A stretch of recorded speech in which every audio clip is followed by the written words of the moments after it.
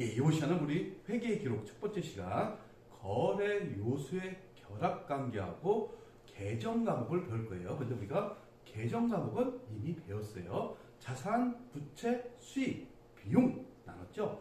요것을 이제 공부할 겁니다. 그러니까 기존에 있던 것을 복습한다고 생각하시면 되겠죠. 그러면 우리 회계의 기록 대상, 즉 어떤 것을 기록할 것인가. 결국 돈이 왔다 갔다 하면 거래라고 보면 돼요. 돈이 왔다 갔다 하지 않으면 거래가 아닙니다. 그런데 이제 예외적으로 거래인 게 있어요. 그래서 재산 상태, 즉 자산, 부채, 자본에 영향을 미쳐야 돼요. 자산하고 부채 여기까지 되죠. 자본은 결국은 손익에 영향을 미치면 됩니다. 어떤 거래는 이익이 발생할 수도 있고 어떤 거래는 손실이 발생할 수 있죠. 따라서 자본은 우리 손익이 발생한다고 생각하시면 되겠어요. 결국 이익이나 손실이 어디 반영된다고 했어요? 자본에 반영된다고 했죠. 그리고 두 가지 조건. 금액으로 측정이 가능해야 됩니다. 금액으로 측정 안 되면 회계는 의미가 없어요. 다 금액으로 측정한 상태에서 거래로 보게 되어 있습니다. 그래서 우리는 일반적인 거래하고 회계상 거래를 한번 보도록 할게요. 여기 일반적인 거래 보시면 상품의 판매하고 구입, 자산의 매매, 자금의 대여 및 차익, 요것은 다 공부했죠? 요것에 대해서는 일반적인 거래라고 표현합니다. 근데 여기 왼쪽에 보세요. 화재 당했어요. 화재 당했다는 것은 결국 불이 나서 소실됐다는 얘기죠. 만약 건물이 소실했어요. 그러면 자산, 부채에 영향을 미쳤죠. 그리고 금액으로 측정이 가능하죠. 그 건물 가치가 얼마인지. 그리고 도난당했어요. 현금을 도난당했다고 가정합시다. 그러면 현금은 어디에 영향을 미쳤어요? 자산에 영향을 미쳤죠. 그래서 금액으로 측정이 가능한 거죠. 그리고 분실됐어요. 분실. 만약 우리 자동차가 도난당했거나 분실당했다고 생각해 보세요. 자동차가 없어졌죠. 결국 자동차는 차량 운반이라고 했죠. 자산에 영향을 미쳤어요. 그리고 그 자산의 가액을 알 수 있죠. 그럴 경우에는 우리는 회계상 거래라고 합니다. 그리고 재고자산 대표적인 게 뭐가 있었습니까? 상품, 제품이라고 그랬죠. 상품. 이것이 파손됐다. 파손됐다는 것은 결국 팔 수가 없겠죠. 팔 수가 없으니까 그 재고자산만큼 손실이 발생되는 겁니다. 따라서 이것도 회계상 거래예요. 다만 여기에 상품의 주문만 했어요. 이럴 경우는 회계상 거래가 아닙니다. 그리고 고용계약을 하기로 했어요. 너를 채용할게 하면서 계약을 했어요.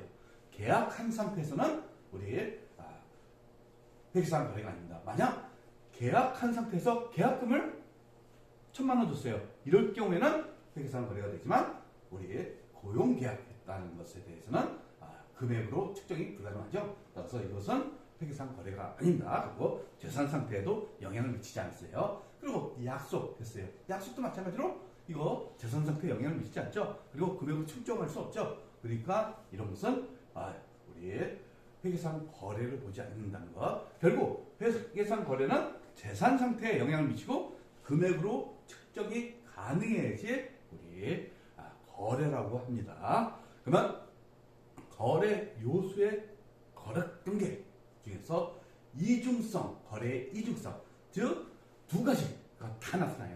회계에서는. 제가 저번에 차변은 어디라고 했어요? 왼쪽이라고 했죠?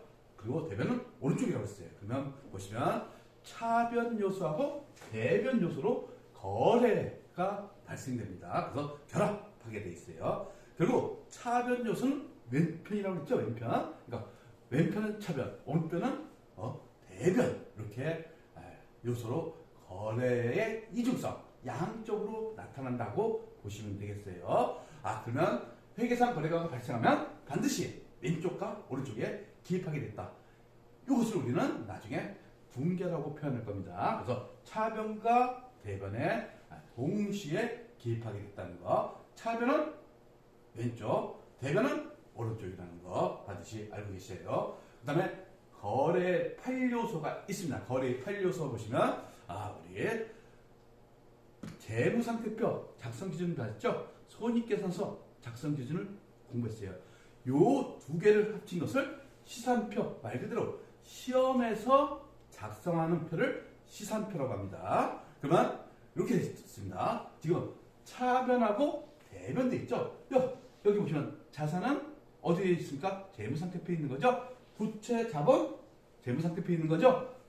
비용은 어디 있는 겁니까? 손익계산서에 있는 거죠. 수익은 어디 있는 겁니까? 우리 손익계산서에 있는 겁니다. 이것을 합침표. 그리고 왼쪽은 차변이 됐어요. 차변은 자산하고 비용을 기재하게 돼 있죠. 그리고 대변은 부채, 자본, 수익을 기재하게 됐어요. 그러면 만약 자산이 증가됐어요. 이럴 경우 어디다 기재할 것 같습니까? 우리 자산이 증가될 경우에는 차변에 기재하게 돼 있어요. 그리고 부채가 증가됐어요. 그럼 어디다 적을까요? 대변에 적습니다. 그리고 그 전에 비용의 발생도 마찬가지로 차변에 우리는 적게 돼 있어요. 비용하고 수익은 발생이라고 표현합니다. 근데 자산, 부채, 자본은 증가라고 합니다. 그리고 대변에 보시면 부채, 증가, 어디다가 대변 오른쪽에 적게 되어 있죠. 그리고 자본의 증가는 어디에? 대변. 그리고 수익의 증가는 어디? 수익의 증가라고 표현 안 한다고 했죠. 수익의 발생이라고 합니다. 제가 지금 수익의 증가 이렇게 했는데 틀린 표현이에요. 정확한 표현은 수익의 발생, 비용의 발생 이렇게 적게 되어 있다는 거. 그러면 결국 차변계를 다 합치고 대변계를 합칩니다.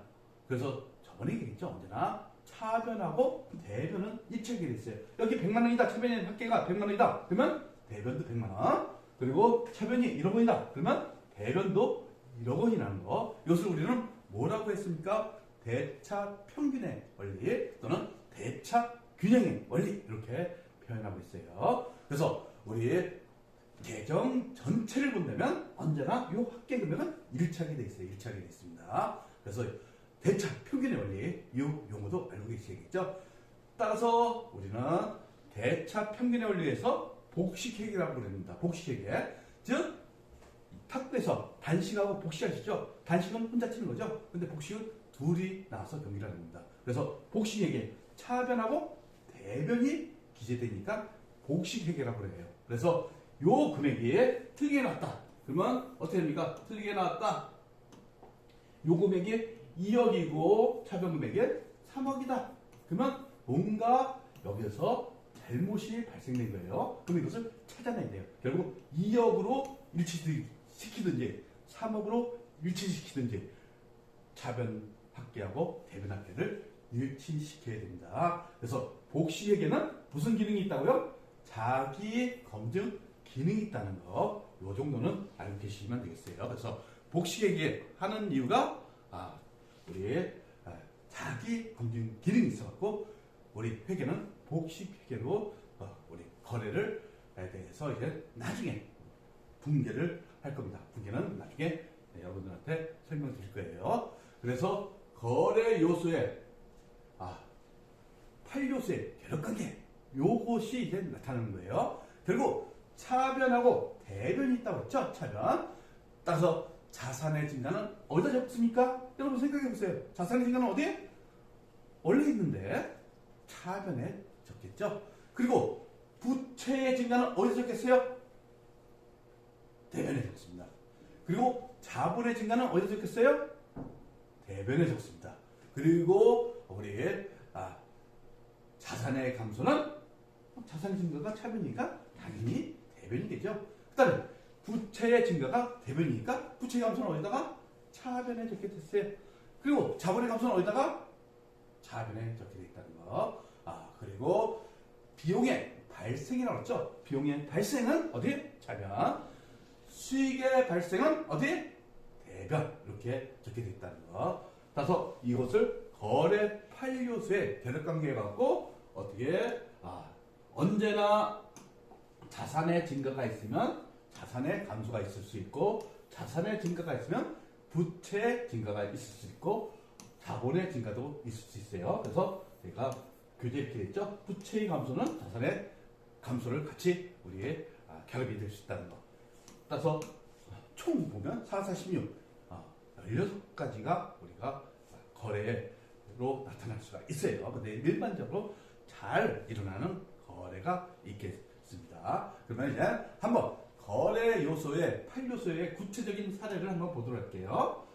그래서 여기 사례를 보면서 이제 우리 차변 대변을 이제 구분하실 줄 아셔야 돼요. 차변은 어디? 왼쪽이라고 그랬죠. 먼저 첫 번째 보세요. 차량을 취득했대. 우리 차량 하면 뭐가 생각나야 됩니까? 차량 운반부죠. 그리고 현금 10만 원을 지급해라 이렇게 했어요. 결국 차량을 구입했기 때문에 우리 회사 입장에서는 뭐가 들어왔어요? 자산이 들어왔죠. 어떤 자산? 차량이 들어왔어요. 차량. 따라서 차변에다 자산 증가 10만 원 이렇게 적으시면 돼요. 그 대신에 나간 게 있죠. 자산이. 어떤 자산? 현금이라는 자산이 나갔죠. 이거는 어디다 적습니까? 대변에 적습니다. 그래서 자산 감소는 대변.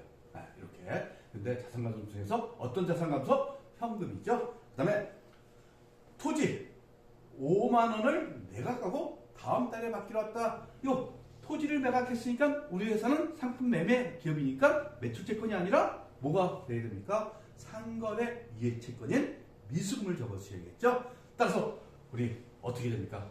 차변에 자산이 증가됐죠. 근데 어떤 권리?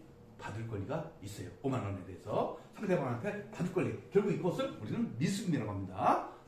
만약 이게 상품일 때는 요 받을 권리가 뭐가 되는 겁니까? 우리 매출채권이 되겠죠.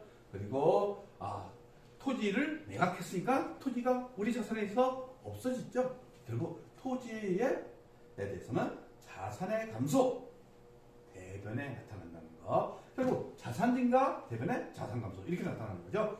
그 다음에 세 번째 보시면 은행으로 또 빌린 돈. 우리 10만 원을 현금으로 상환하다. 지금 은행으로 빌린 돈을 뭐라고 표현합니까? 차입금이라고 하죠. 차입금. 이것을 상환했어요. 상환했다는 것은 결국 부채가 있던 게 없어지는 거죠. 부채가. 차입금이 없어졌어요. 그럼 어디다 적습니까? 부채의 감소는 차변. 얼마? 금액은 만 원. 그래서 뭘로 줬어요? 현금으로 줬죠.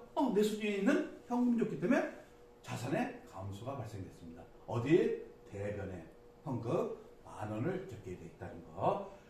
맨 처음에는 이것을 생각하시면서 나중에 이제 문제를 할 거예요. 맨 처음에 좀 어렵죠? 어려운데 이제 몇 번 하다 보면 논리적으로 그냥 바로바로 나오게 돼 있어요. 그리고 네 번째 보시면 상품 만 원을 지급하고 다음 달에 지급하기로 했다. 이것은 뭡니까? 매입 채무가 되는 거죠. 다음 달에 지급하기로 했다. 그랬어요. 그러면서 뭘 구입했어요? 상품이죠. 상품은 뭡니까? 자산이죠. 자산은 어디다 적어?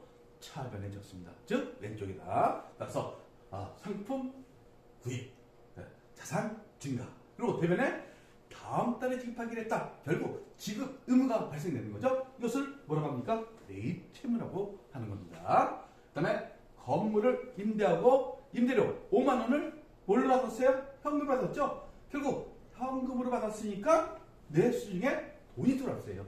결국 자산이 증가됐죠. 어떤 자산? 현금이라는 자산. 그러면서 건물을 임대했어요. 임대료는 수익이죠. 수익. 수익의 발생은 어디? 수익의 발생은 대변. 그래서 우리 수익 발생 임대료 5만 원 이렇게 됩니다. 그리고 비용일 경우에는 뭐였어요? 여러분 또 복습하셔야겠죠?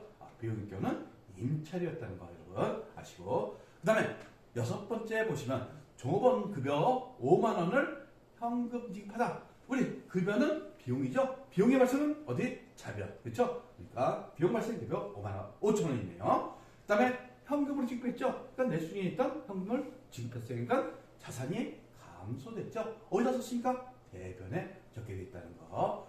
요게 우리 즉 회계상 거래가 발생하면 이제 차변, 대변 이렇게 나누는 겁니다. 그래서 자산의 증가는 차변, 자산의 감소는 대변, 부채의 증가는 대변, 부채의 감소는 이것을 여러분들 머릿속에 넣어두셔야 됩니다. 그게 거래 8요소라고 부르고 있어요. 그리고 이제 계정을 분류한다고 했죠. 우리가 지금까지 배웠던 거 자산, 부채, 수익, 비용 이것을 자산, 부채를 통틀어서 재무상태표 개정이라고 해요. 재무상태표 개정. 그래서 자산 계정 공부했죠? 부채 계정 공부했어요. 이거 모르시면 안 됩니다. 우리 자산, 부채 나눴으니까. 그리고 자본금 있죠? 그리고 손익계산서, 그래서 IS 계정이라고도 표현합니다. 수익 계정, 상품 매출, 제품 매출, 이자 수입, 임대료 있죠? 비용 계정, 상품 매출가, 이자 비용, 임차료, 급여, 연비교통비, 세금가격은 뭐 D 들어가면 99% 뭐라고 했어요? 비용이라고 했어요. 비용. 이것을 알고 계셔야 됩니다. 그래서 다음에 계정을 이제 기입할 거예요. 계정을 이제 재무상태표 계정하고 손익계정이 있다고 그랬죠? 그러면 이것을 T처럼 생겼다고 했죠? 결국 자산의 증가는 어디다 적어? T처럼 생겨갖고 T계정이 나오는데 증가는 우리 차변에 적습니다. 부채의 증가는 대변, 자본의 증가는 대변. 결국 감소가 있겠죠? 그래서 차변에서 감소 금액을, 대변 금액을 찾으면 잔액이 나타납니다. 부채도 마찬가지예요. 잔액이 나타나요. 이것도 마찬가지고, 자본계정. 이것을 재무상태표에 잔액을 옮겨 적습니다. 결국 자산은 차변이죠. 부채는 대변. 그리고 자본은 대변에 이렇게 재무상태표에 찍게 된다는 거. 그래서 재무상태표 계정 이것을 보시고, 그리고 우리 잔액을 적는다는 거. 손익 계산서 계정, 보통 IS 계정이라고 합니다. 비용의 발생 어디? 차변. 소면은 대변. 그래서 잔액이 있어요. 이것을 어디다 반영한다고요? 우리 비용 계정, 손익 계산서 차변에 기재하는 거예요. 그리고 마찬가지로 수익 계정도 발생해서 소변을 차감한 잔액에 대해서 대변에 기재해요. 결국 당기순이익은 A에서 B를 차감하시면 되는 겁니다. 그러면 이제 우리 예제를 통해서 계정의 기입, 차변인지 대변인지 이것을 공부하도록 할게요. 그러면 여러분 먼저 현금의 증가는 어디다 기재합니까? 현금의 증가는 차변이죠. 차변. 왜? 자산의 증가니까. 먼저 이게 자산인지 부채부터 먼저 아셔야 됩니다. 그래서 차변을 하시고요. 그 다음에 상품, 자산이죠. 후입했으니까 자산의 증가, 차변에 기재합니다. 선수금, 부채죠. 부채의 수치, 선수금을 받았어요. 이럴 경우는 부채가 증가되는 거죠. 따라서 대변에 기재한다는 거. 그 다음에 대여금의 증가, 즉 대여금이 증가됐다는 것은 자산의 증가죠. 어디다 적어요? 차변에 적습니다. 그 다음에 외상매입금의 감소, 외상매입금은 부채죠. 부채가 감소됐어요. 어디다 적어요? 차변에 적습니다. 그렇죠? 차변에. 그 다음에 차입금의 감소, 차입금은 부채죠. 부채가 감소됐으니까 어디다가 차변에다 적습니다. 그렇죠? 그 다음에 소모품은 자산이야. 자산이 증가는 어디다가 차변. 이게 기계적으로 나오셔야 됩니다. 그리고 미지급금은 상거래 이해 체불하고 했죠. 그러니까 미지급금의 감소는 차변. 이렇게 적고. 그 다음에 선급금은 계약금이죠. 계약금에 지급했어요. 선급금은 자산이죠. 그러니까 어디다 적어요? 차변에. 어음은 우리 부채죠. 부채의 발행. 그러니까 지급어음의 발행. 이것은 부채의 증가니까 대변. 그 다음에 임차 보증금의 증가 어디입니까? 자산이니까 차변. 건물 급했어요. 당연히 차변에 기재되는 겁니다. 그 다음에 차량 운반구의 처분. 차량 운반구를 처분했다니까 자산을 처분한 거죠. 어디다 기재합니까? 대변에 기재하시면 되는 겁니다. 그 다음에 어업을 수취했어요. 받을 어물. 이것은 우리 자산이죠. 그래서 매출 채권이 되는 겁니다. 매출 채권이 되면서 차변에 자산의 증가가 되는 거죠. 그 다음에 외상매출금의 감소. 외상매출금 받을 권리가 있었는데 이제 회수한 겁니다. 그러니까 자산의 감소는 어디다가 대변에 적게 됐다는 거. 그 다음에 상품 매출. 이것은 뭡니까? 수익이죠. 수익의 발생은 어디에? 대변. 그 다음에 정기예금의 불입. 정기예금은 자산이죠. 불입했다는 것은 우리 예금에 납부했다는 얘기예요. 결국 이것도 자산의 증가를 처리하죠. 차변이 되는 겁니다. 그 다음에 이자 수익의 발생은 어디에? 대변. 이렇게 기계적으로 나오게 연습을 하셔야 돼요, 여러분. 회계가 맨 처음에 할 적에 이게 좀 까다로워요. 근데 이제 우리 나머지 것도 해보도록 할게요. 미수금, 자산 증가, 차변. 토지 처분, 자산 감소 대변. 그렇죠? 임차료, 비용 발생 차변. 그렇죠? 이자 비용 발생, 비용의 발생 차변. 그다음에 지급 어음의 감소, 우리의 부채의 감소 차변. 접대비 또는 업무 추진비라고 합니다. 이것에 대해서는 차변, 비용의 발생이죠. 상품 매출원가, 이게 비용인지 뭔지를 아시겠죠? 상품 매출원가 제가 계속 강조했어요. 상품만 있을 경우는 자산, 상품 매출은 수익, 상품 매출원가는 비용. 그러니까 비용의 발생은 차변. 그 다음에 여비교통비의 발생, 비용이죠? 차변. 급여의 발생, 차변. 통신비의 발생, 차변. 그 다음에 현금의 감소, 자산의 감소니까 대변. 차입금의 증가, 부채의 증가니까 대변. 선수금의 감소, 부채의 감소니까 차변. 그렇죠? 기부금의 발생, 기부금은 영업의 수익이라고 그랬어요. 그리고 영업의 비용입니다. 그렇죠? 내가 잘못 얘기했어요. 영업의 비용. 기부금에 대해서는 차변에 발생합니다. 차변에 그렇게 되겠죠. 임대료 수익이죠. 수익의 발생은 어디에? 대변. 그 다음에 유형자산 처분 손실 이렇게 되어 있어요.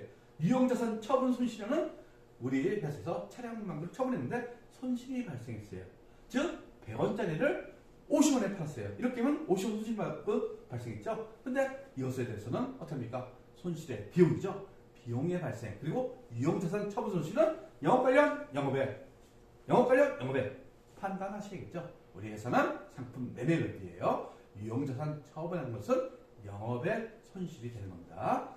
교육 훈련비의 소멸, 우리 비용의 소멸은 거의 없어요. 근데 이제 제가 하나 넣어놨어요. 비용의 소멸은 어디? 대변이 되는 겁니다. 그렇죠? 대변. 그다음에 비품을 매각했어요. 비품을 매각했다는 것은 비품이 없어졌죠. 결국 자산의 감소, 대변이 되는 겁니다. 이렇게 해서 우리 이번 시간 계정, 그다음에 거래 이중성 관련해 갖고 이제 어디에 차변에 기재하고 대변에 기재한 거 이것을 공부했습니다.